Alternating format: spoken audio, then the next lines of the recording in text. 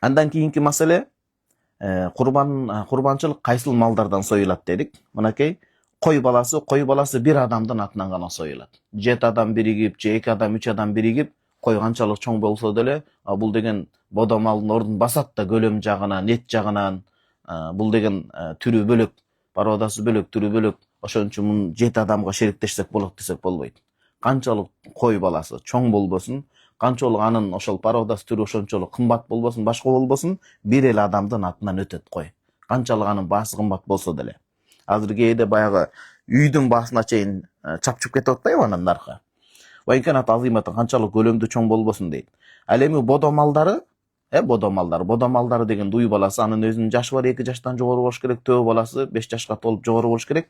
Булар 7 адамга чейин өтөт. 7 адам шериктешсе болот. Бирок бир шарт менен көңүл буруңуздар.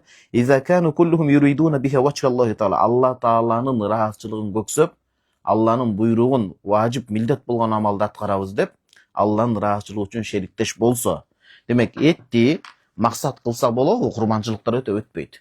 6 адам болсо Эшмат, Ташмат, Азамат, Үсөн болуп, Асан Үсөн болуп 7 адам бириге турган болсо, инсан даргандай болуп калат. Ошонун бирөөсү мисалы Эшмат, жок мен курманчылыкты эле сооп деле башка эмес, ошол көптөн бери эт жей эле келет, же бир жакшынакай эт менен куурдак кылып жейли деп этти максат кылса, анын ниети бир кумалак, бир карынды чиритет болуп, бардыгынын курбанчылыгына зыяны кесепети тийип калат. Курбанчылык өтпөй калат, кайра союш керек болот. 7ден аз адам шериктешип сойсо болобу бодо малдарды? Бул суроо да келип калат. Мисалы 7 адамга толбой атат. Башка адамдар издеди, досторун, чараларын, тааныштарын издеди, жок. 5 адам биригип калып бодо малды сойсо болобу? Болот. Бул 7 адам деген максимум. Бодо малда уй баласында, төө баласында, бизде көбүнчө Кыргызстанда уй баласы союлат эмеспи? Уй баласында бодо малда 7 адамга чейин бул максимум, эң жогорку чеги. Андан өтүп кетпесин. 8 адам, жок, бодо мал чоң турбайбы? Этти турбайбы, салмакты турбайбы, келгиле 8 десе өтпөй калат. Максимум жок дегенде эң чоңу ошол чеги, жеткен чеги 7 адамга чейин. А болбосо бир адам деле мүмкүнчүлүгү жетсе кой ордуна бодо мал союп койсо, сонун болот. Кайра сообу бийигирээк, сообу мындай күчтүүрөөк, көбүрөөк болот деген сөз. Бир адамдан баштап 7 адамга чейин боло берет. 1, 2, 3, 4 адам болсо да. 5 адам, 6 адам, 3 адам бириксе дагы боло берет. Болгону бул жерде бир маселе бар. Этти бөлүштүрө келгенде ар бирин ошо 7ден, этти 7ге бөлүнөт, 5 адамды 7 адам деп этип калсак, ошо 7 адамга бөлүнө турган эттен ылдый алып калбаш керек. Бардыгына тең бөлүш керек. Эт болжол менен бөлүнбөш керек. Бул баягы анткени эт маселеси сүткорлук маселе, амуалы рыбавый деп коет. Жанагындай нарк акчага кирген себептен, сүткорлуктагыдай ойын ал жерде ойноп кетпеш керек дагы, талаш тартыш, ызы чуу чыгып кетпеш керек. Мага көп берилдиң, аз берилдиң деп, ошон үчүн көп Ханафи китептерибизде ва юқсамул лахму вазнан ла жузафан деп келет. Көз менен болжоп бөлүп койгон болбойт. Мынча чыгарып мынча. Эң жакшысы ар бирин таразага салып бөлүп коюш керек. Анан кээ бирөө бөлүнгөндөн кийин акысын кечип койсоң да бир жөн. Жок ушуну муктаждарга, жетимдерге бергиле, үйдө өзүмдүн башка курбанчылыгым же эттерим бар десе, тең бөлүнгөндөн кийин бир жөн. Бирок болжол менен, көз болжому менен жанагындай бөлүп койсо болбойт. Бир гана тери чагарынды кошуп туруп, жанагындай 7ден 1ге тең келе турган болсо бир жөн. Анан экинчи бир суроо келип калат, дагы бир суроо жаралып калат. Акча жагында 7 адам шериктешип бодо малды сатып алды курбанчылык союуга. Бирок бардыгына ошо акчасын бөлө келгенде бирөө аз төлөп калып атат, бирөө көп төлөп калып атат. Кандай болот? Негизгиси этти бөлө келгенде бирдей бөлүнсүн, акча маселесинде берик шериктер ыраазы болуп, өзүнүн акчасын төлөп, калганы беркин ва ин табаррау бихи фахсанын. Калган жетпей калган акчасын көмөктөшүп, шериктешсе анын зыяны жок. А эгерде үчүнчү ыктымал, жок, 7 адам шериктешип, ар бири тең бирдей акчаны бөлбөстөн, бирөө аз төлөп, бирөө көп төлөп, анан этти да ошондой бөлүшөбүз десе болбой калат.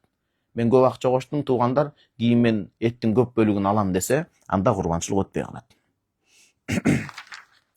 Андан кийинки суроо, бодо малдагы шериктештик кандай болот? Мисалы, кайсы бир адам, мисалы айталы, Эшмат, же болбосо Азамат уйду сатып алды бодо малды. Өзүнүн атынан эле жалгыз курбанчылык соем деп. Айтпадыкпы, боло берет. Болгону бодо малда 7 адамдан өтүп кетпесин деген сөз. Өзүнө сатып алды эле, кийин 6 адам шериктешип калды.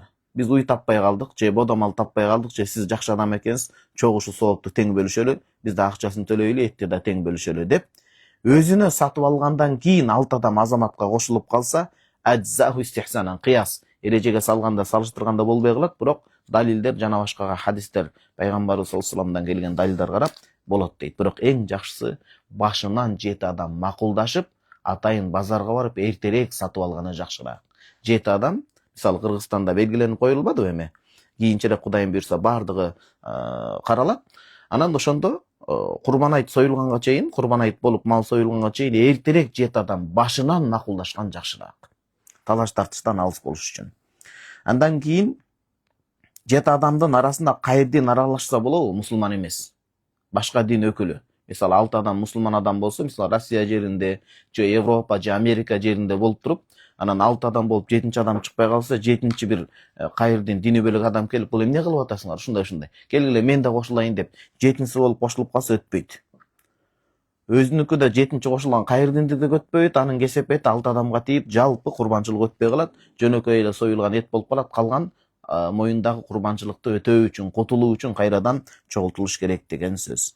Биз жана айттык, шартта жогору жакта мусулман адамдыкы гана өтөт.